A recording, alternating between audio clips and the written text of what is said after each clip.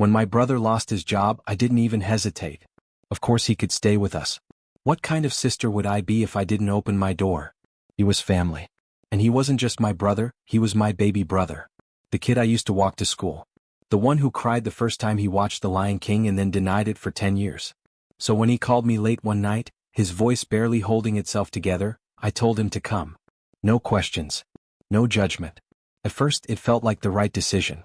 He showed up with one suitcase, 2 garbage bags of clothes, and a look that made my heart ache. He'd been laid off after the company restructured. It wasn't his fault. He said it like he needed me to believe it. I told him I did. Because I did. My husband, Mark, was supportive, at first. He carried in the bags, helped rearrange the living room, even picked up takeout that night so my brother wouldn't have to worry about making dinner. A couple weeks, I said. Just until he gets back on his feet. Mark nodded. Of course. He's your brother. 2 weeks turned into 3. Then into 4. By the second month, the couch had become a permanent fixture in our home. His clothes began migrating to the bathroom, the laundry room, even our bedroom once or twice by accident. He stayed up late playing video games. Slept in. Took over the kitchen every morning, making elaborate breakfasts that left the counters sticky and the pans soaking for hours. At first Mark joked about it. You'd think he was running a bed and breakfast. Then the jokes turned into sighs. Into door slams. Into subtle comments like, does he have any job interviews this week? Or, it must be nice to sleep until 10. I felt stuck between 2 people I loved. Mark, who kept our house running, who paid the mortgage, who folded the towels the way I liked. And my brother, who was clearly struggling but didn't want to admit how bad it had gotten. He wasn't just unemployed. He was depressed. I knew the signs. The disinterest in hygiene, the late nights, the empty beer cans I found in the trash even though we didn't keep alcohol in the house. He hadn't always been this way. But something had shifted. I tried to talk to him about it. Are you okay? Really? He shrugged. Just tired. I'm trying. I believed that he was trying. But I also knew that trying wasn't enough anymore. Mark started coming home later from work. Spending more time at the gym. When we sat down to dinner, the silence was unbearable. Everything okay? I asked one night. He looked at me. He drank the last of the oat milk. Again. It wasn't about the oat milk. It never is. It was about how our home felt less like ours and more like a shared space we were renting out to someone who never left. I tried to mediate. Suggested my brother help more around the house. Asked if he could apply to at least 3 jobs a day. I even sent him listings. He thanked me half-heartedly. Said he was on it. I didn't see any applications go out. And then there was the bathroom incident. I walked in one morning and found my husband's razor moved, his towel damp, and my shampoo bottle nearly empty. My brother had clearly used everything. Again. Mark lost it. I feel like I'm living with a teenager. This is our home. Not his crash pad. I tried to defend him. He's just having a hard time. Mark didn't yell. He just looked at me with tired eyes and said, so are we. But we still show up. That hit harder than I expected. I lay awake that night, staring at the ceiling while my brother snored softly from the living room. I thought about how many times I'd made excuses for him. How many times I told myself it would get better soon. But soon had come and gone. And now, the tension in my marriage was a living thing. It followed us from room to room. Lurked in the quiet. Fed on the guilt I carried. I started wondering if I had made a mistake. Not in helping my brother. But in pretending that help didn't have a cost. The next week things didn't get better. If anything, they settled into a kind of emotional standoff. Mark had stopped initiating conversations with my brother altogether. He'd walk through the door after work, glance at the couch where my brother was half watching TV, half scrolling on his phone, and head straight upstairs to change. He didn't say hello. He didn't even try anymore. One night after dinner, Mark asked if we could talk.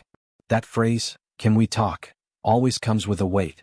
I could already feel the tension clinging to the kitchen tile before we even sat down. We need to set a date, he said. For when this ends. A deadline. I can't keep living like this. I opened my mouth to respond, but he held up a hand. I'm not trying to be cruel. But I feel like a guest in my own house. I wanted to argue. To defend my brother. But I couldn't. Because deep down I felt it too. The way our routines had shifted. The way the house always felt just slightly off balance. Like every room was one voice too full. Still, I told Mark I'd talk to him. Again. That night, I sat beside my brother on the couch. He was eating cereal at 9 p.m. out of a mixing bowl. Hey, I said softly. We need to figure out a plan. A real one. He didn't look away from the screen. I'm trying. No one's hiring right now. You've been here 2.5 months, I said. We can't do this forever. That got his attention. He paused his game. Turned to me. I didn't ask to lose my job. I didn't ask to be here. I know, I said. And we wanted to help. But it's affecting things. My marriage. My mental health. I'm just asking you to take this seriously. He didn't yell. Didn't curse. Just stood up, bowl in hand, and muttered, maybe I should have just slept in my car. He dropped the bowl in the sink with a clang and walked out the back door. I didn't follow him. I just sat there, the paused TV humming, my heart pounding. Later that night, Mark came downstairs and found me still on the couch. Everything okay? He asked. No, I said. Not really. He sat next to me. Not touching. Just close enough to let me know he still cared. He's spiraling, I whispered. And I'm scared if we push him too hard, he'll break. Mark sighed. And I'm scared if we don't, we will. We sat in silence. The next morning things got worse. My brother didn't come back in until nearly sunrise. He looked exhausted. His eyes were bloodshot. He didn't say where he went, just muttered something about clearing his head. And then at breakfast he made a comment that cracked everything open. You know, he said, leaning on the counter, you two used to be way happier before you got so uptight. Mark froze. I froze. What does that mean? I asked. He shrugged. Just saying. Maybe if you relaxed a little, your marriage wouldn't feel so fragile. Mark stood up. That's enough, he said. You don't get to criticize our marriage while living rent-free in our house. I'm just being honest. No, you're being selfish. The room felt like it would explode. I stepped in between them, heart pounding. My voice cracked. Stop. Just stop. I looked at my brother. You're not helping. You're hurting us. He scoffed, grabbed his keys, and left again. That night I cried in the shower. The kind of crying that sneaks up on you. That doesn't start with sobs, just silent tears, sliding down your face like they've been waiting for permission. I kept thinking, when did helping someone I love start to feel like betrayal? I couldn't recognize our home anymore. It wasn't a place of comfort. It was a battleground. Me stuck in the middle. 1 foot in loyalty. 1 foot in survival. I didn't sleep that night. I wrote out a list of apartments my brother could afford with a part-time job. Researched places that offered resume help. Jotted down support groups. Not because I was angry, but because I needed to see a way forward. I had to choose. Not between my brother and my husband, but between sinking quietly into dysfunction, or starting the hardest conversation of my life. The morning after I printed that list of resources, apartments, job services, support groups, I must have stared at it for a full hour. It sat like a loaded question on the kitchen counter, folded neatly, silent but heavy. I made my coffee, stared at it. Made breakfast, stared again. Even as I left for work, it felt like it was watching me from the edge of the counter. It took me 2 more days to actually hand it to him. Not because I was afraid of his reaction, though I was, but because I didn't want to be the one to break the illusion that things were still okay. That he just needed a little more time. That everything wasn't slowly, quietly falling apart around us. That night, I waited until the TV was off, the game controller was down, and the only sound was the quiet hum of the dishwasher behind us. He was lounging on the couch, his new throne. Legs stretched, phone in hand, the same blanket he never washed thrown over his knees. I sat on the other end of the couch, holding the paper like it might catch fire in my lap. Can we talk? I asked. He gave me a wary look. Sure. I didn't ease into it. I couldn't. I made some calls. Found some apartments. Some places that do walk-in resume help. It's a list. Just some options. He looked at the paper like I'd handed him a court summons. You've been planning this? He asked. I've been surviving this, I said. There's a difference. He didn't say anything for a long time. Just stared at the paper like it was an insult. A betrayal. Then he scoffed and leaned back against the cushions. Right. Okay. I get it. You don't get it, I said, maybe a little sharper than I intended. You've been living in this bubble, pretending your pain justifies the pressure it puts on everyone else. Wow, he said. Didn't expect that from you. I didn't expect to feel like a guest in my own marriage either. That shut him up. He didn't storm out. Didn't shout. Just stood up, walked past me and muttered, I'll take a look at it later. Mark didn't say anything about the confrontation that night. He just saw the paper on the table, nodded, and handed me a mug of tea. That, more than anything, broke me. The next week was fragile. Tense. My brother started disappearing for hours at a time. No explanations. I told myself he was job hunting. Or apartment hunting. Or just trying to avoid us. I didn't ask. I didn't want to test the thread that was barely holding all of us together. Then one day I came home early and found him at the table with his laptop open. He looked up and said, "You know anything about cover letters?" I sat down next to him, blinking. Yeah, a little. We spent the next hour working on it. It felt surreal. Like a weird version of our childhood when I helped him write his college essays at the last minute while he begged for more adjectives. We didn't talk about the fight, or the list, or the tension. Just focused on verbs and formatting.